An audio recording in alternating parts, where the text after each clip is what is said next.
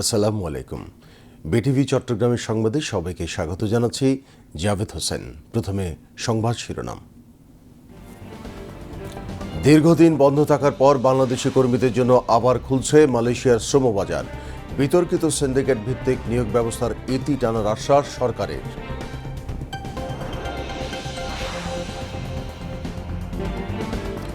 আইন সংস্কার কমিশনের প্রস্তাবনাগুলো জুলাই সনদের আলোকেই বাস্তবায়ন করা হবে, জানালেন আইনমন্ত্রী।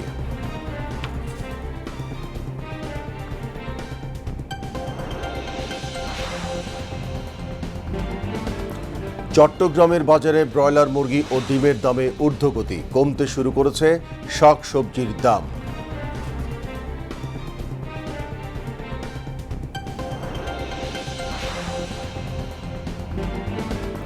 স্পেনের নিয়ন্ত্রণাধীন উত্তর আফ্রিকান ভূখণ্ড সিউটায় অবৈধ অভিবাসীদের অনুপ্রবেশ ঠেকাতে সেনা পাঠাচ্ছে স্প্যানিশ কর্তৃপক্ষ। সাগরে ডুবে 15 জন নিহত। এবং দীর্ঘ 23 বছর পর অস্ট্রেলিয়ার মাটিতে 2 ম্যাচের টেস্ট সিরিজ খেলতে রাতে দেশ ছাড়বে বাংলাদেশ ক্রিকেট দল।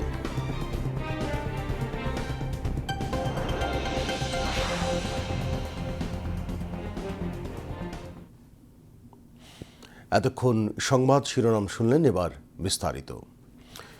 দীর্ঘদিনের অনিশ্চয়তায় অবসান ঘটিয়ে বাংলাদেশি কর্মীদের জন্য আবারও খুলে যাচ্ছে মালয়েশিয়ার শ্রমবাজার।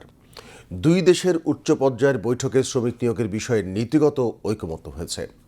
সরকারের পক্ষ থেকে জানানো হয়েছে, সবকিছু পরিকল্পনা অনুযায়ী এগোলে আগামী আগস্টের শেষ সপ্তাহ থেকেই বাংলাদেশি কর্মীদের প্রথম ব্যাচ মালয়েশিয়া যেতে পারবে। শুধু তাই নয়, অতীতে বিতর্কিত সিন্ডিকেট ভিত্তিক নিয়োগ ব্যবস্থারও ইতি টানার আশ্বাস দেওয়া হয়েছে। জাকিয়া জামান আনিকার রিপোর্ট। দীর্ঘদিনের অপেক্ষার অবসান ঘটিয়ে বাংলাদেশি কর্মীদের জন্য আবারও উন্মুক্ত হচ্ছে মালয়েশিয়ার শ্রমবাজার। কুয়ালালামপুরে বাংলাদেশ হাইকমিশনে আয়োজিত সংবাদ সম্মেলনে প্রধানমন্ত্রীর উপদেষ্টা ও প্রধানমন্ত্রীর কার্যালয়ের মুখপাত্র মাহাদি আমিন জানান, বাংলাদেশ ও মালয়েশিয়ার দ্বিপক্ষীয় বৈঠকে সব খাত ও উপখাতেই বাংলাদেশি কর্মী নিয়োগের বিষয়ে ঐকমত্য হয়েছে। প্রয়োজনীয় আনুষ্ঠানিকতা শেষ হলে আগামী আগস্টের শেষ সপ্তাহ থেকেই বাংলাদেশি কর্মীদের প্রথম ব্যাচ মালয়েশিয়ায় পাঠানো সম্ভব হবে। আমাদের মূল উদ্দেশ্য যত দ্রুত সম্ভব বাংলাদেশ থেকে নিয়মতান্ত্রিক জটিলতা কমিয়ে এনে এফিশিয়েন্টলি একটা স্বচ্ছ প্রক্রিয়ার মাধ্যমে অভিবাসন ব্যয় কমিয়ে বাংলাদেশ থেকে মালয়েশিয়া জনশক্তি রপ্তানি থেকে শুরু করা, এবং আগামী 1 মাসের ভেতরে যখন বাংলাদেশের উন্মুক্ত শ্রম বাজারে প্রচুর বাংলাদেশি শ্রমিক আসা শুরু করবে, আমরা যখন তাদের জীবনমানের উন্নয়ন ঘটাতে পারবো, ইনশাআল্লাহ দীর্ঘমেয়াদে বাংলাদেশের ভাগ্য পরিবর্তনে সেটি একটা বড় ভূমিকা রাখবে। সংবাদ সম্মেলনে উপস্থিত ছিলেন শ্রম ও কর্মসংস্থান এবং প্রবাসী কল্যাণ ও বৈদেশিক কর্মসংস্থান মন্ত্রী আরিফুল হক চৌধুরী। তিনি বলেন, অনৈতিক কর্মকাণ্ড কিংবা সিন্ডিকেটের সঙ্গে জড়িত কোনো রিক্রুটিং এজেন্সিকে নতুন তালিকায় রাখা হবে না। মালয়েশিয়ার সংশ্লিষ্ট কর্তৃপক্ষ খুব শীঘ্রই এই বিষয়ে চূড়ান্ত সিদ্ধান্ত জানাবে। বাংলাদেশের বৈদেশিক কর্মসংস্থানের অন্যতম বৃহৎ গন্তব্য মালয়েশিয়া। নির্মাণ, উৎপাদন, কৃষি, সেবা, পামওয়েল সহ বিভিন্ন খাতে কয়েক লাখ বাংলাদেশি কর্মী সেখানে কাজ করছেন। তবে 2024 সালে শ্রমিক নিয়োগে অনিয়ম, অতিরিক্ত অভিবাসন ব্যয়, সীমিত সংখ্যক রিক্রুটিং এজেন্সির সিন্ডিকেট এবং নির্ধারিত সময়ের মধ্যে কর্মী পাঠানো নিয়ে জটিলতার কারণে বাংলাদেশ থেকে নতুন কর্মী নেয়ার প্রক্রিয়া কার্যত বন্ধ হয়ে যায়। এতে মালয়েশিয়ায় যেতে ইচ্ছুক হাজারো কর্মী অনিশ্চয়তায় পড়ে এবং দুই দেশের শ্রমবাজারে স্থবিরতা তৈরি হয়। এরপর গত কয়েক মাস ধরে দুই দেশের মধ্যে ধারাবাহিক কূটনৈতিক আলোচনা, মন্ত্রী পর্যায়ের বৈঠক এবং নীতিগত সমন্বয়ের মাধ্যমে স্বচ্ছ ও জবাবদিহিমূলক একটি নতুন নিয়োগ ব্যবস্থা তৈরির উদ্যোগ নেওয়া হয়। সরকারের আশা, নতুন এই ব্যবস্থায় সব সেক্টর ও সাব সেক্টরে বাংলাদেশি কর্মীদের জন্য কর্মসংস্থানের সুযোগ তৈরি হবে। পাশাপাশি মধ্যস্বত্বভোগী ও সিন্ডিকেট নির্ভর নিয়োগ কমে আসবে এবং বিদেশগামী কর্মীদের ব্যয়ও উল্লেখযোগ্যভাবে হ্রাস পাবে। জাকিয়া জামান আনিকা, বিটিভি নিউজ। আইন সংস্কার কমিশনের প্রস্তাবগুলো জুলাই সনদের আলোকে বাস্তবায়ন হবে বলে জানিয়েছেন আইন, বিচার ও সংসদ বিষয়ক মন্ত্রী মোহাম্মদ আসাদুজ্জামান। সকালে ঝিনাইদহ শহরের পুরাতন ডিসি কোর্ট চত্বরে বৃক্ষমেলার উদ্বোধন শেষে সাংবাদিকদের প্রশ্নের জবাবে তিনি একথা বলেন। আইনমন্ত্রী বলেন, অন্তর্বর্তী সরকারের সময় আইন সংস্কার কমিশন ১৩৩টি অধ্যাদেশ জারি করে, যার প্রায় সবগুলোই সরকার গ্রহণ করেছে। এ সময় বেসামরিক বিমান পরিবহন ও পর্যটন প্রতিমন্ত্রী এম রশিদুজ্জামান মিল্লাত বলেন, দেশের পর্যটন খাতে দেশি ও বিদেশি পর্যটকদের আকৃষ্ট করতে মহাপরিকল্পনা গ্রহণ করা হয়েছে। পরিকল্পনা বাস্তবায়ন হলে দেশের পর্যটন খাত অনেক এগিয়ে যাবে। আইন সংস্কার কমিশনের প্রস্তাবনার আলোকেই ১৩৩টা অর্ডিন্যান্স অন্তর্বর্তীকালীন সরকারের সময় জারি করা হয় এবং সেই অর্ডিন্যান্সগুলোর মধ্য থেকে প্রায় সবগুলোই আমরা কিন্তু সেই সংস্কারগুলো গ্রহণ করেছি। বাকি যেগুলো আছে আমরা সংবিধান সংশোধন কমিটি গঠন করেছি, বিশেষ কমিটি। সেই কমিটি জুলাই সনদের আলোকে আমরা সংস্কারগুলো এগিয়ে নেব। জুলাই সনদের আলোকে সংস্কার এগিয়ে নিয়ে যেটাগুলো সংশোধন করা দরকার আমরা সেগুলো সংশোধন করব। হ্যাঁ, আমরা মাস্টার প্ল্যান করছি পর্যটন খাতকে কিভাবে আকৃষ্ট করা যায় জনগণের কাছে এবং বিদেশি পর্যটকদের কাছে, সেই ব্যাপারে আমরা একটা মহাপরিকল্পনা হাতে নিয়েছি। আমরা আশা করি যে এই পরিকল্পনা বাস্তবায়িত হলে আমাদের দেশে পর্যটনের অনেক ভিড় হবে। বিশেষ করে কক্সবাজারের ১২৮ কিলোমিটার স্যান্ডি বিচ, সেটা পৃথিবীর কোথাও নাই। সেটাকে আমরা যদি সুসজ্জিত করতে পারি, বিদেশিদের সঙ্গেও কথা বলছি, আমরা যদি পিপিপি মডেলেও হয় সেটাকে আমরা আন্তর্জাতিক মানের করব, যাতে করে সারা বিশ্ব থেকে বাংলাদেশের এই স্যান্ডি বিচ দেখতে আসে।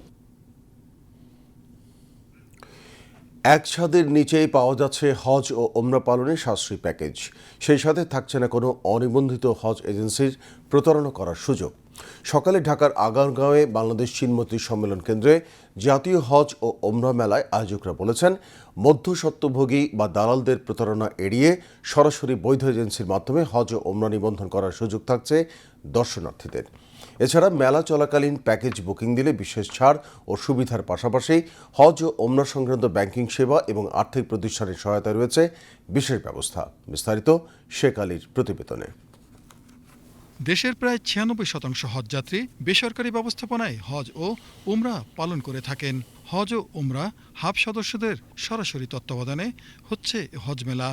শুক্রবার সকালে রাজধানীর আগারগাঁয়ে বাংলাদেশ চীনমৈত্রী সম্মেলন কেন্দ্রে ৩ দিনব্যাপী জাতীয় হজ ও উমরাহ মেলার দ্বিতীয় দিনে ছিল দর্শনার্থীদের পদচারণায় মুখর। মেলার স্টলগুলোতে দেখা গেছে বিভিন্ন হজ এজেন্সির হজ ও উমরা সংক্রান্ত সেবা ও প্যাকেজ এবং প্রয়োজনীয় তথ্য দর্শনার্থীদের সামনে উপস্থাপনার ব্যস্ততা। ২৭ সালের হজের জন্য আমাদের টোটাল ৬টা প্যাকেজ সাজানো হয়েছে। এটা হচ্ছে আমাদের ৪০-৪২ দিনের শিফটিং প্যাকেজ আছে। মেলায় আগতরা বিভিন্ন হজ এজেন্সির সেবা সম্পর্কে সরাসরি তথ্য সংগ্রহের পাশাপাশি নিচ্ছেন প্রয়োজনীয় পরামর্শ। সেই সাথে থাকছে দিক নির্দেশনা নেওয়ারও সুযোগ।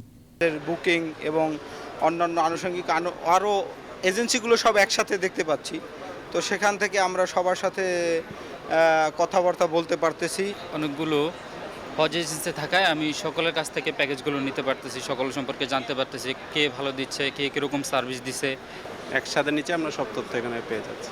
পাশাপাশি সরকারি একটা বুথও আছে, সেখান থেকেও প্রয়োজনীয় সরকারি যেসব সুবিধা আছে সেগুলোও জানতে পারবে মানুষের এখান থেকে। বর্তমানে বেসরকারি হজ ব্যবস্থাপনায় কোনো ধরনের সিন্ডিকেটের সুযোগ নেই জানিয়ে Hajj agency association of Bangladesh HAAB বলছে, মেলায় হজ ও উমরা পালনের বুকিং দিলে পাওয়া যাবে বিভিন্ন প্যাকেজের ছাড়। প্রত্যেক স্টলে হজযাত্রীগণ যাচ্ছেন, তাদের পছন্দের প্যাকেজ নির্বাচন করে তারা মেলায় বুকিং দিচ্ছেন এবং এই মেলায় বুকিং দিলে তাদের জন্য বিশেষ একটি ডিসকাউন্টের ব্যবস্থা রেখেছে প্রত্যেকটি এজেন্সি এবং তারা সেই সুযোগটি গ্রহণ করছেন। মেলা উপলক্ষে আমি এই প্যাকেজে ২০,০০০ টাকা ছাড় দিচ্ছি। সুশৃঙ্খল হজ ব্যবস্থাপনার পরিসর বাড়াতে ভবিষ্যতে ঢাকার বাইরেও এই হজ মেলা আয়োজনের সম্ভাবনার কথা জানান হাব সংশ্লিষ্টরা। আমরা রাজধানীতে শুধু করেছি, পুরো বাংলাদেশ থেকে আসতেছে। অ্যাকচুয়ালি এটা যদি আমরা বিভাগীয় অথবা থানা পর্যায়ে করি, তাহলে যে যারা মাঝখানে আছে, লাইসেন্সবিহীন যারা আছে, তারা আর এই কাজের মধ্যে ঢুকতে পারতেছে না। এটা খুবই গুরুত্বপূর্ণ। ইনশাআল্লাহ আমরা আগামীতে চাচ্ছি যে প্রত্যেকটা ডিস্ট্রিক্টে যাতে আমরা এটা করতে পারি। Sheikh, BTV news.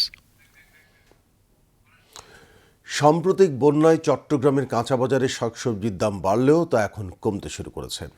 ক্রেতাদের ক্রয় ক্ষমতার মধ্যে রয়েছে নিত্য প্রয়োজনীয় সবজি, তবে বেড়েছে পেঁয়াজ ও রসুনের দাম। ব্রয়লার মুরগি ও ডিমের দামও ঊর্ধ্বগতি। নগরীর পাহাড়তলী বাজার ঘুরে এসে বিস্তারিত জানাচ্ছেন সুরেশ কুমার দাস। চট্টগ্রামের পাহাড়তলী কাঁচা বাজারে কিছু কিছু সবজির দাম 100 টাকার উপরে। পরিপূরক সবজিগুলো কেজি 20-30 টাকায় পাওয়া যাচ্ছে। তবে চট্টগ্রামে কাঁচা শাকসবজির বাজার বন্যা পরবর্তী পরিস্থিতি ধীরে ধীরে কাটিয়ে উঠছে। কাঁচামরিচ, পেঁয়াজ, রসুনের দাম উঠানামা করছে। চিনিগুড়া চালের কেজি 230 টাকা পর্যন্ত উঠেছে বলে বিক্রেতারা জানান। 150 টাকা ছিল এক মাস আগে, আমরা বেচি 160 টাকা।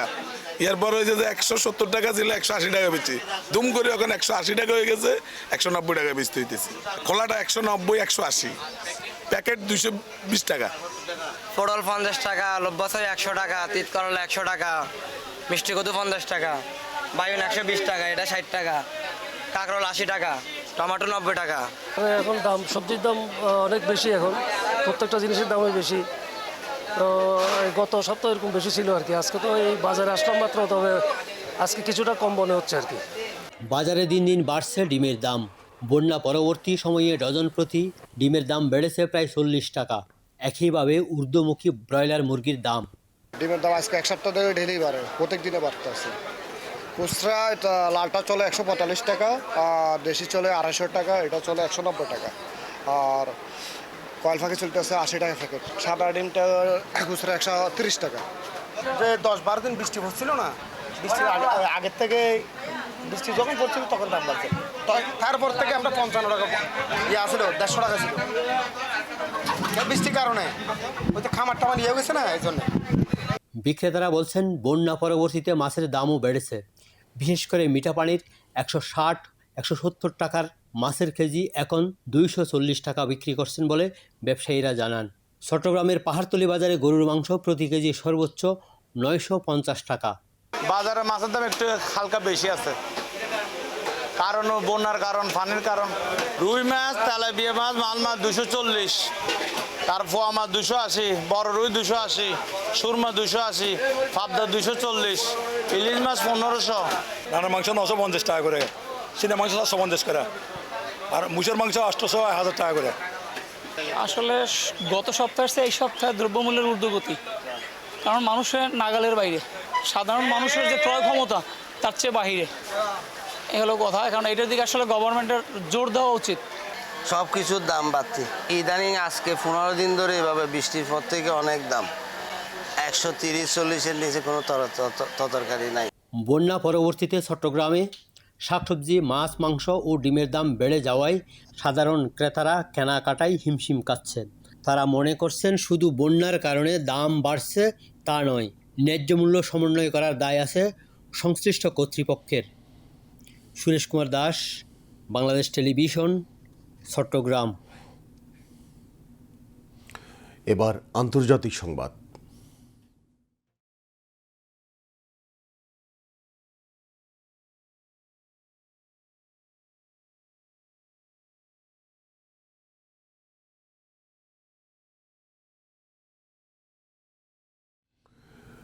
প্রতিবেশী মরক্কো থেকে উত্তর আফ্রিকার স্প্যানিশ ছিটমহল সিউটার সীমান্তে বিপুল সংখ্যক অভিবাসী ঢুকেছেন। তাদের মধ্যে অন্তত 15 জন মারা গেছেন বলে স্পেন সরকার জানিয়েছে। সিউটা সরকার গতকাল জানিয়েছে গত 10 দিনে 1500 থেকে 2000 মানুষ সেখানে ঢুকেছেন। এরপরই এই মৃত্যুর ঘটনা ঘটেছে। বৃহস্পতিবার আরও শত শত মানুষ সেখানে পৌঁছেছে বলে ধারণা করা হচ্ছে। আঞ্চলিক প্রেসিডেন্ট জেসুস ভিভাস এই পরিস্থিতিকে চূড়ান্ত মানবিক ও সামাজিক জরুরি অবস্থা হিসেবে ঘোষণা করেছেন। ওই ছিটমহলের সীমানার নিয়ন্ত্রণ পুনঃপ্রতিষ্ঠা করতে সেখানে সেনা পাঠাতে স্পেন সরকারের প্রতি আহ্বান জানিয়েছেন। পরে স্পেনের স্বরাষ্ট্র মন্ত্রণালয় জানিয়েছে সীমান্তে নজরদারি রাখতে এবং নিরাপত্তা ব্যবস্থা জোরদার করতে সশস্ত্র বাহিনীর 60 সদস্যকে সেখানে পাঠানো হবে। ভিডিও ফুটেজে দেখা গেছে সিউটার ভূখণ্ডে প্রবেশের সময় কয়েকজন অভিবাসী ভিভা এম্পানিয়া, স্পেন জিন্দাবাদ বলে স্লোগান দিচ্ছেন। তাদের অনেকেই প্লাস্টিকের ভেলা বা হাওয়া ভরা নৌকায় ভেসে মরক্কো অঞ্চল থেকে জলপথে এসেছেন। মধ্যপ্রাচ্যে যুদ্ধের আগুন এখনও পুরোপুরি নেভেনি।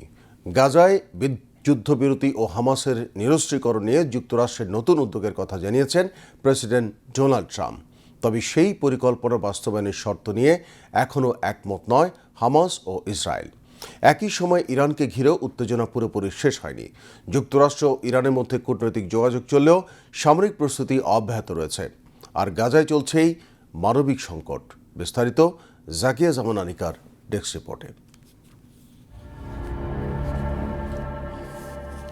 গাজা ইস্যুতে নতুন এক সমঝোতার ঘোষণা দিয়েছেন মার্কিন প্রেসিডেন্ট ডোনাল্ড ট্রাম্প। তার দাবি, কায়রোতে অনুষ্ঠিত আলোচনায় হামাসকে ধাপে ধাপে নিরস্ত্রীকরণের একটি ঐতিহাসিক খসড়া চুক্তি হয়েছে।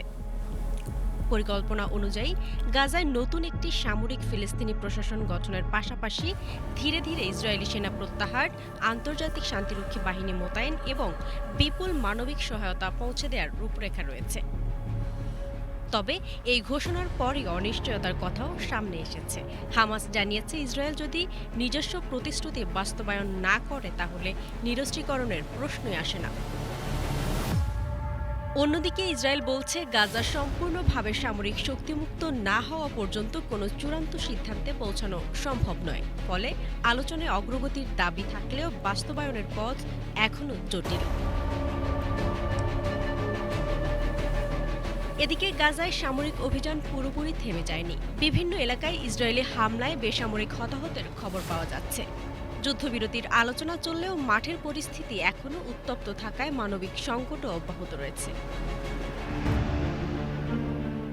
অন্যদিকে ইরানকে ঘিরে আঞ্চলিক উত্তেজনাও নতুন করে বেড়েছে। যুক্তরাষ্ট্র ও ইরানের মধ্যে পাল্টাপাল্টি ক্ষেপণাস্ত্র হামলা অব্যাহত রয়েছে। মার্কিন বাহিনী ইরানের সামরিক স্থাপনায় হামলা চালানোর পর ইরানও বিভিন্ন মার্কিন অবস্থান ও মিত্র দেশগুলোর দিকে ক্ষেপণাস্ত্র নিক্ষেপ করছে।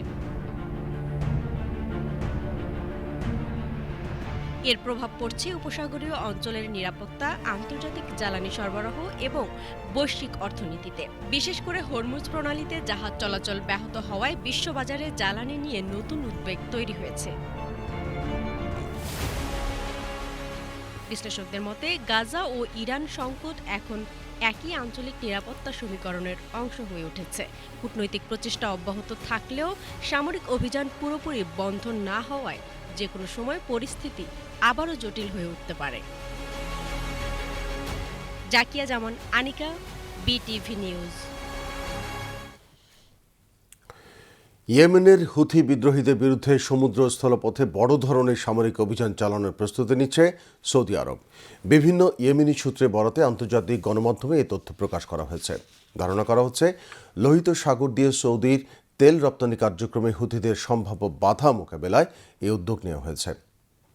সূত্রগুলো জানিয়েছে, ইয়েমেনের পূর্বাঞ্চল থেকে সৌদি বাহিনীর কিছু সেনা প্রত্যাহার করা হয়েছে, যা সম্ভাব্য স্থল অভিযানের প্রস্তুতির অংশ হতে পারে। একই সময় লোহিত সাগর ও বাব আল মান্দাব প্রণালীতে জাহাজ চলাচল নিরাপদ রাখতে একটি বহুজাতিক নৌজোট গঠনেরও চেষ্টা করছে রিয়াদ। সৌদি প্রতিরক্ষা মন্ত্রণালয় জানিয়েছে, তুরস্ক, পাকিস্তান, মিশর, সুদান ও জিবুতি সহ 14টি দেশ যৌথভাবে একটি সামুদ্রিক নিরাপত্তা জোট গঠনের পক্ষে সমর্থন জানিয়েছে। ইরান সমর্থিত হুথিরা ইয়েমেনের রাজধানী সানা এবং লোহিত সাগর উপকূলের বড় অংশ নিয়ন্ত্রণ করে। 20 জুলাই তারা সৌদি জাহাজের ওপর অবরোধের ঘোষণা দেয়। তবে সব জাহাজের কাছ থেকে টোল আদায়ের পরিকল্পনার কথা তারা অস্বীকার করেছে। হুথিদের দাবি, সৌদি আরব ইয়েমেনের ওপর আরোপিত অবরোধ তুলে নিলেই তারাও সৌদি জাহাজের অবরোধ প্রত্যাহার করবে।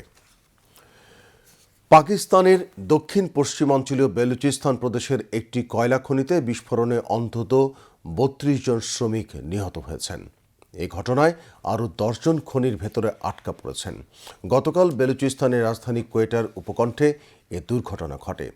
পাকিস্তান সরকারের খনি পরিদর্শক ঘানি বালুচ বলেছেন, প্রাথমিক তদন্তে ধারণা করা হচ্ছে খনির ভেতরে মিথেন গ্যাস জমে বিস্ফোরণ হয়েছে। নিখোঁজ ব্যক্তিদের জীবিত উদ্ধারের সম্ভাবনা কম বলে আশঙ্কা করা হচ্ছে। দুর্ঘটনার কয়েক ঘণ্টা পর উদ্ধারকারীরা প্রথমে 7 জনের মরদেহ উদ্ধার করেন, পরে আরও 25 জনের মরদেহ উদ্ধার করা হয়।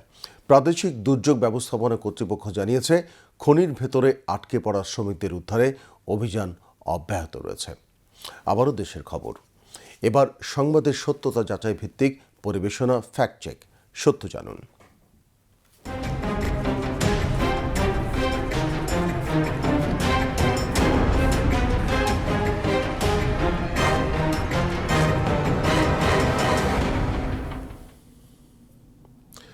সামাজিক যোগাযোগ মাধ্যমে সিলেটের গোপালগঞ্জে এনসিপির পদযাত্রা কর্মসূচি চলাকালে নেতাদের আসার আগেই মঞ্চ ভাঙচুর করা হয়েছে দাবি করে একটি ভিডিও ছড়িয়ে দেওয়া হয়েছে, যা সম্পূর্ণ মিথ্যা ও বানোয়াট। ভাইরাল ভিডিওটি গত বছরের ডিসেম্বরে বরিশালের একটি সেতুর নামকরণকে কেন্দ্র করে ঘটা ভাঙচুরের দৃশ্য। বিস্তারিত রুমানা আক্তারের রিপোর্টে। সিলেটের গোলাপগঞ্জ উপজেলায় জাতীয় নাগরিক পার্টির জুলাই পদযাত্রা কর্মসূচি নিয়ে সামাজিক যোগাযোগ মাধ্যমে একটি ভিডিও ছড়িয়ে পড়েছে। শেয়ার করা ওই ভিডিওর ক্যাপশনে দাবি করা হচ্ছে এটি এনসিপির জুলাই পদযাত্রা কর্মসূচিকে ঘিরে গোলাপগঞ্জের পরিস্থিতি। এনসিপির পদযাত্রা আজ সিলেটের গোলাপগঞ্জে। নেতা যাওয়ার আগেই অনুষ্ঠান শেষ পর্যায়ে দাবিতে প্রচারিত ওই ভিডিওতে বেশ কয়েকজন ব্যক্তিকে একটি মঞ্চ এবং মঞ্চের সামনে রাখা চেয়ার ভাঙচুর ও ছুঁড়ে ফেলতে দেখা যায়। অনুসন্ধানে গত বছরের ৬ ডিসেম্বর শেয়ার করা একটি ভিডিও প্রতিবেদন পাওয়া যায়। কেন আড়িয়াল খাঁ সেতুর উদ্বোধন অনুষ্ঠানে ভাঙচুর চালায় গ্রামবাসী? ক্যাপশনে শেয়ার করা ওই ভিডিওর সঙ্গে ভাইরাল ভিডিওটির মিল পাওয়া যায়। অনুসন্ধানে জানা যায় ভিডিওটির সঙ্গে এনসিপির কর্মসূচির কোনো সম্পর্ক নেই। এটি গত বছর অন্তর্বর্তী সরকারের সময় বরিশালের গৌরনদী উপজেলার শরিকল ইউনিয়নের সাহেবের চর ও মুলাদি উপজেলার নাজিরপুরের মধ্যবর্তী আড়িয়াল খাঁ নদীর উপর স্থানীয় সরকার প্রকৌশল অধিদপ্তরের অধীনে তখন ৬১৯ মিটার দীর্ঘ সৌহার্দ্য সেতু নির্মাণ কাজ চলমান ছিল। ব্রিজের নির্মাণ কাজ শেষ না হওয়ার পরও সৌহার্দ্য সেতুর নাম পরিবর্তন করে ৩৬ জুলাই সেতু নামকরণ করে সেতু উদ্বোধনের অনুষ্ঠানের আয়োজন করা হয়। এতে ক্ষুব্ধ হয়ে উত্তেজিত জনতা অনুষ্ঠানস্থলে হামলা চালিয়ে প্যান্ডেল ভাঙচুর করে। এটি সেই ঘটনার ভিডিও। রাজনৈতিক ফায়দা লুটতে বা সামাজিক অস্থিরতা তৈরি করতে প্রায়ই এমন পুরনো ও ভিন্ন ঘটনার ভিডিও এডিট করে প্রচার করা হয়। তাই সামাজিক যোগাযোগ মাধ্যমে যে কোনো তথ্য বা ভিডিও শেয়ার করার আগে তা যাচাই করে নেওয়ার আহ্বান সংশ্লিষ্টদের। Rumana Akter, BTV news. আমাদের খাদ্য তালিকায় গুরুত্বপূর্ণ স্থান দখল করে থাকা খেজুর এখনও আমদানি নির্ভর। ইতিমধ্যে দেশে কাঁচা খেজুরেরও চাহিদা তৈরি হয়েছে। এমন প্রেক্ষাপটে দেশেই বাণিজ্যিকভাবে খেজুর চাষ ছড়িয়ে দেওয়ার লক্ষ্যে বিশেষ উদ্যোগ নিয়েছে বাংলাদেশ কৃষি উন্নয়ন কর্পোরেশন বিএডিসি। সরকারি এই প্রতিষ্ঠানটি নীলফামারীর ডোমার ও রাজধানীর গাবতলীতে উৎপাদন করছে আজওয়া ও মরিয়ম সহ নানা প্রজাতির সৌদি খেজুর। কুমার বিশ্বজিৎ রায়ের রিপোর্ট।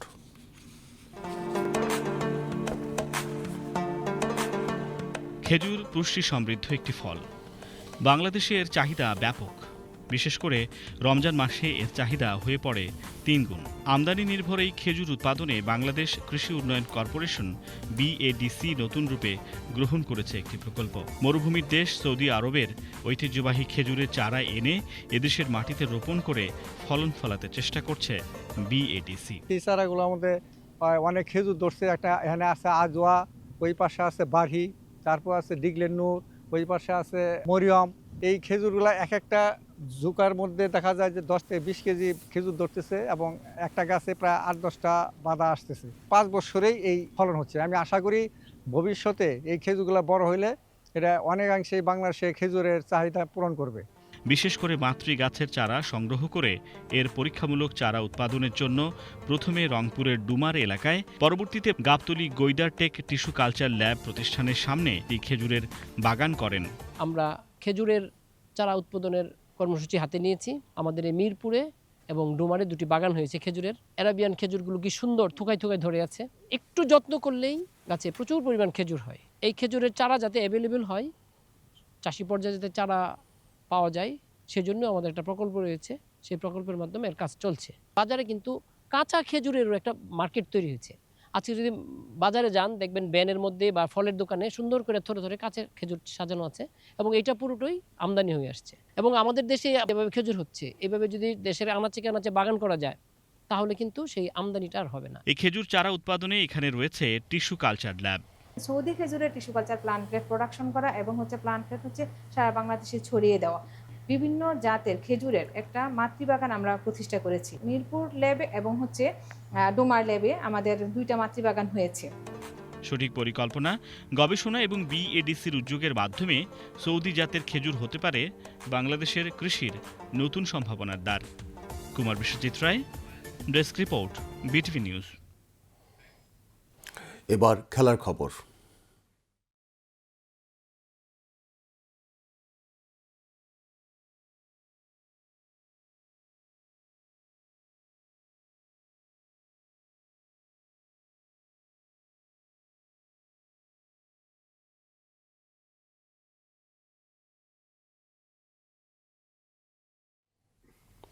ক্রিকেট। অস্ট্রেলিয়ার মাটিতে দীর্ঘ 23 বছর পর 2 ম্যাচের টেস্ট সিরিজ খেলতে আজ রাতে দেশ ছাড়বে বাংলাদেশ দল। 2003 সালের পর প্রথমবারের মতো অস্ট্রেলিয়ার টেস্ট সফরে যাচ্ছে টাইগাররা। 6 থেকে 8 আগস্ট ডারউইনের ডিএক্সি অ্যারেনায় ক্রিকেট অস্ট্রেলিয়া একাদশের বিপক্ষে 3 দিনের প্রস্তুতি ম্যাচ দিয়ে অস্ট্রেলিয়া সফর শুরু করবে বাংলাদেশ।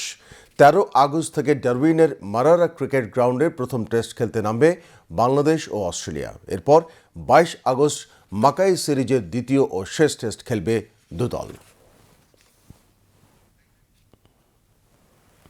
এবার আবহাওয়ার খবর।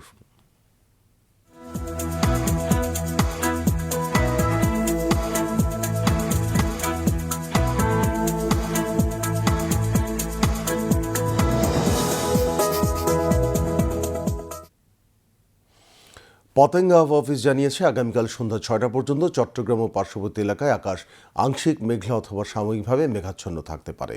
সেই সাথে অস্থায়ীভাবে কিছু কিছু জায়গায় দমকা বা ঝোড়ো হাওয়া সহ হালকা থেকে মাঝারি ধরনের এবং কোথাও কোথাও মাঝারি ধরনের ভারী বর্ষণের সম্ভাবনা রয়েছে। দিন ও রাতের তাপমাত্রা প্রায় অপরিবর্তিত থাকতে পারে। পরবর্তী 24 ঘন্টায় আবহাওয়ার সামান্য পরিবর্তনের সম্ভাবনা রয়েছে। নগরীতে আজ সর্বোচ্চ তাপমাত্রা ছিল 32.0 সেলসিয়াস, যা স্বাভাবিকের চেয়ে 0.9 ডিগ্রি বেশি, এবং সর্বনিম্ন তাপমাত্রা ছিল 26.5 ডিগ্রি সেলসিয়াস, যা স্বাভাবিকের চেয়ে 1.4 ডিগ্রি বেশি। আগামীকাল চট্টগ্রামে সূর্যোদয় 5টা 24 মিনিট এবং সূর্যাস্ত 6টা 34 মিনিটে। এবার জানিয়ে দিচ্ছি কর্ণফুলী নদীতে আগামীকালে জোয়ার ভাটার সময়সূচি। ভাটা শুরু হবে রাত 2টা 11 মিনিটে, জোয়ার সকাল 8টা 49 মিনিটে। পরবর্তী ভাটা শুরু হবে দুপুর 2টা 22 মিনিটে এবং জোয়ার রাত 9টা 17 মিনিটে।